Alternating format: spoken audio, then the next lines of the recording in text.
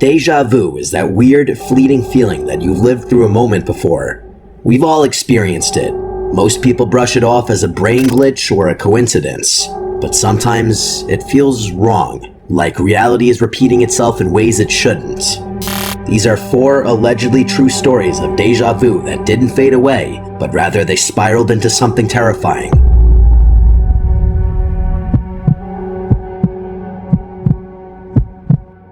I don't usually talk about this with people because of how insane it sounds, but something happened to me back in 2017 that made me question not just my sanity, but the structure of reality itself.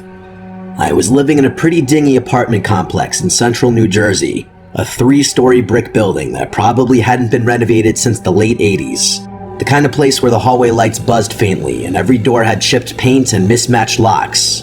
I lived there with my roommate Nick, who worked security night shifts for a warehouse just outside of town. Most nights I had the place to myself. It was a Thursday night in early February when I came home a little later than usual. I remember walking up the stairs and getting hit with a smell I hadn't smelled in years. Burned rubber mixed with some kind of citrus cleaner. That smell triggered something in me. This strange and sudden memory that felt like it belonged to someone else. As I walked down the hallway, the feeling of deja vu hit me like a sledgehammer.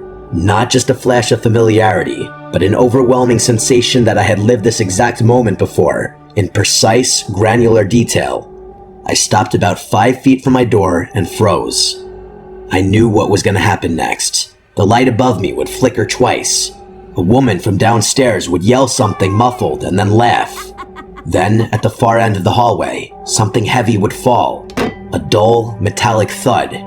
And it happened in that exact order, exactly as I knew it would. I remember standing there, not even scared yet, just confused.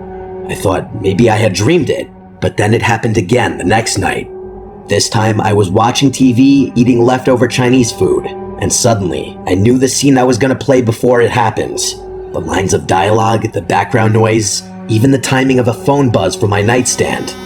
Over the next 5 days, these moments became more frequent. I began writing them down, testing myself, and every time I was correct. I knew things I couldn't have known, like the exact time Nick would text me, or the moment a neighbor's dog would start barking. But they weren't memories. They were reminders of something I hadn't lived yet. That's when the dream started. I dreamed I was lying in bed and the door opened. Nick walked in pale and dripping sweat and said, "There's someone in the building." His voice sounded wrong, like too flat, like it was being played from a recording. I asked who, and he just stared at me. That dream played every night, but the final night, it wasn't a dream.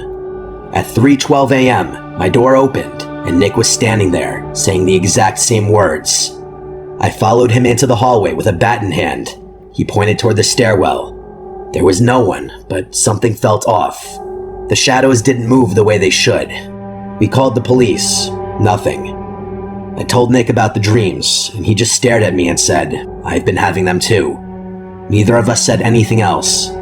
The deja vu ended that night, but ever since then, I sometimes catch the flicker of something.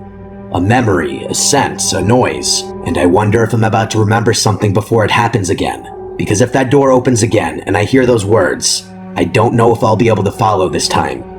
I've started to question if what we think of as a memory is really just our brain accessing timelines stacked atop one another, like layers of old wallpaper, each layer faintly bleeding into the next. Sometimes I think the hallway itself is some kind of weak point, a seam between 2 versions of reality. I moved out 6 months after that night, and I've driven past that building more than once, and each time, I swear, I feel a tug, like my body wants to stop and go in. Part of me still believes there's something waiting at the end of that hallway. Not a person or a ghost. Just a decision I haven't made in this version of my life. And every time I think about it, I feel like I'm closer to making it.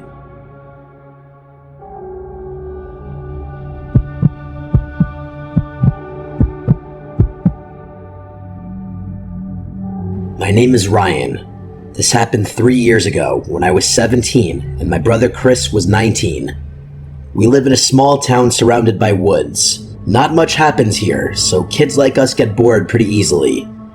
There's a trail near our house that leads into the forest, It goes on for miles. People say there are old buildings and weird stuff hidden deep in the trees, and we always talked about going to explore it, but never did, until one weekend in October.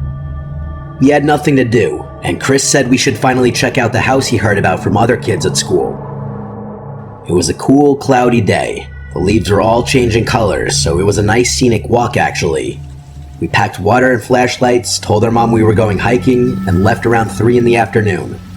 The sun sets early in October, so we figured we had maybe 2 hours to go and get back. The walk started out normal. It's not like I hadn't hiked in these woods before, but after maybe 10 minutes, I started to feel weird. It felt like I had walked this specific trail before, like I remembered this specific walk and conversation with my brother.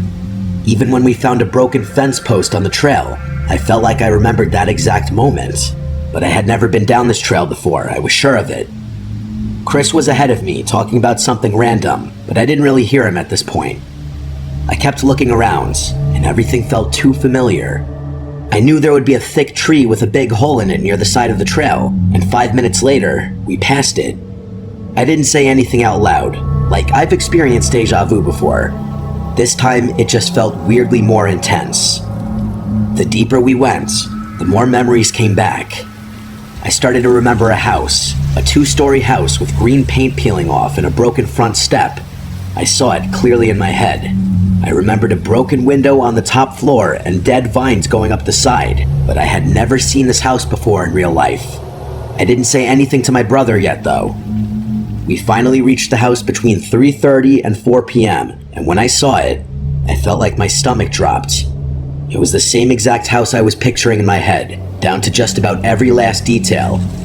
I just stared at it while Chris kept walking toward the porch. I wanted to turn around and leave. In that moment, I actually started questioning if I had seen this house before, even though I was almost positive I hadn't. I asked Chris if it felt familiar to him, and he acted confused and said no. Then he asked what I meant.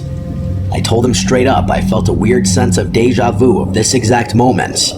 I didn't want to chicken out though, so we kept going.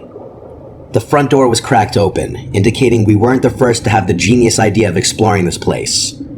Chris pushed it open slowly, and it made a long squeaking sound as it opened. Inside, it smelled like what you'd expect a long abandoned house to smell like, and the silence in there was almost deafening, like it felt heavy on my ears. We stepped inside, and there was broken furniture, old wallpaper peeling off, and a staircase going up on the left side of the room. We looked around the first floor for a while. There was a kitchen with no lights, a living room with a fireplace, and a hallway with one closed door at the end. The whole time, it felt like someone was watching us. At least to me it did. Chris made a comment that the place is kinda creepy, and I couldn't agree more. Then I said something without thinking. I said, I remember being here before. Chris stopped walking and just turned to me and said, what do you mean? I didn't even mean to say it. The words just came out on their own. I repeated myself. I said, I remember this place, the kitchen, that hallway, even the fireplace, and I remember a woman upstairs. Chris's response was one you would expect, an automatic assumption that I was trying to add to the creepy atmosphere and freak him out. I told him straight up, I'm not trying to scare you, I just have a weird memory of being here and someone being upstairs. I could tell it did creep him out a bit, but I mean, in a setting like this, it isn't hard to freak people out. We stood there for a second, then we heard a noise. A soft creak, like a floorboard being stepped on. It came from upstairs. Chris looked at me, and I looked at him. We didn't say anything for a few seconds. He dared me to go upstairs and check it out. I said absolutely not, and advised we get out of there.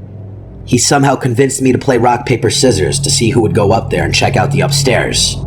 I lost, but I still refused to go up there. Chris still would rather go up there than to leave the house right then. As he walked up the stairs, each step creaked. I followed behind, but I stayed at the top of the stairs while he walked toward the room where the noise had seemingly come from. It was the last room on the right. The door was slightly open. He reached out and pushed it open more. I couldn't see what was inside from where I was standing, but Chris saw something in there.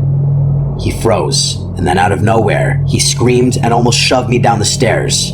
He yelled, "Run," and we flew down the stairs and out the front door. We didn't stop running, not even when we reached the trail again. We kept going until we were completely out of breath. When we finally stopped, we were bent over, trying to breathe. My heart was beating so bad I could barely hear. "What did you see?" I asked. Chris looked at me and said, "There was a woman in there staring out the window like a statue." When I asked him what she looked like, he said all he really noticed was her hair, which was shoulder length and grayish blonde. He kept asking me how the hell I knew there would be a woman up there. I accused him of lying to prank me, that he probably thought I was trying to scare him, so he flipped the script on me, but he never caved. He never told me he was kidding. He insisted for days, weeks, months, even years later today that he wasn't kidding, and he saw that woman in there. Part of me knows there's a possibility he did flip what he thought was a prank back on me, but deep down, I believe him. We both heard that sound from upstairs. It came from someone or something alive. My deja vu or premonitions or whatever you want to call it were also way too specific to be coincidental. I'm glad I wasn't the only one to look into that room. This experience changed my definition of the term deja vu.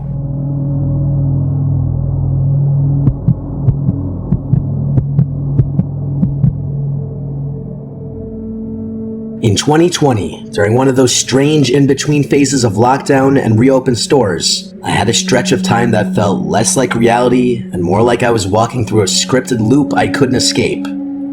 I was driving home late from my girlfriend's house, maybe 1:30 in the morning. It had just snowed, not heavy, but enough to turn the roads slick. I live in a small town outside Scranton, Pennsylvania, and there's this one intersection near my place that's infamous for accidents. It has 4 stop signs but no lights, and on snowy nights you have to basically guess if the other driver will obey them. As I approached the intersection, I felt something heavy settle in my chest. It wasn't fear at first, just a strange sense of being out of place, like I had stepped into a moment I had already lived. I slowed down, even though I had the right of way. Then, without warning, a black pickup truck blew through the stop sign on my left. If I hadn't hit the brakes early, it would have plowed straight into my side. I pulled over, shaking, watching the taillights vanish into the snow. That would have killed me, I knew it. But what scared me more was that I knew it was coming. Not in the way you anticipate danger. I mean, I remembered it.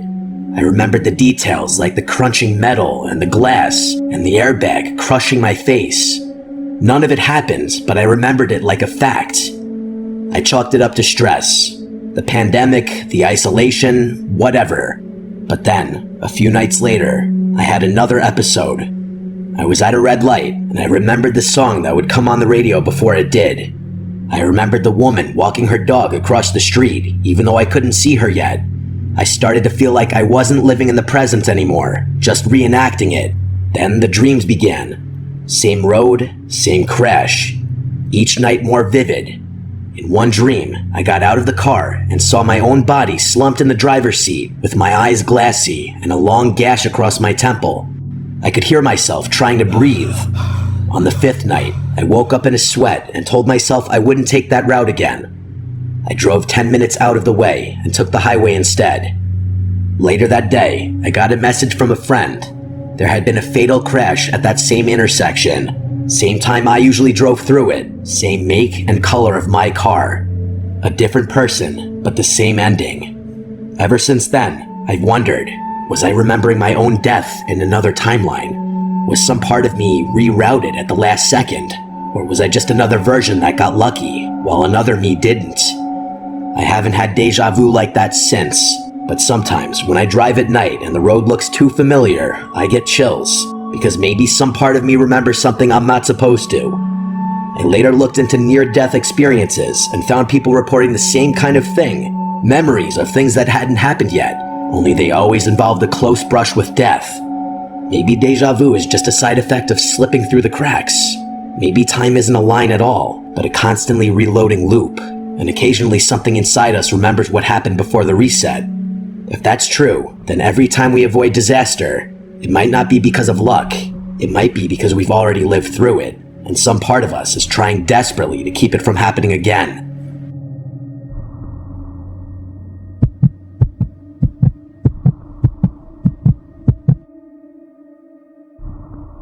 Before I worked in IT, I spent 2 years doing overnight shifts at a long-term care home in upstate New York. It was an old facility, a little run down but decent enough. We had a few residents with Alzheimer's or advanced dementia, but most were stable, just elderly and needing care. There was one woman named Miss Adelaide. She was 87, mostly lucid, very sweet, and kept to herself. She had a faded photo of a young boy on her nightstand that she called her grandson, but no one ever visited her. Over the first few months, I developed a routine. Midnight rounds, patient checks every hour.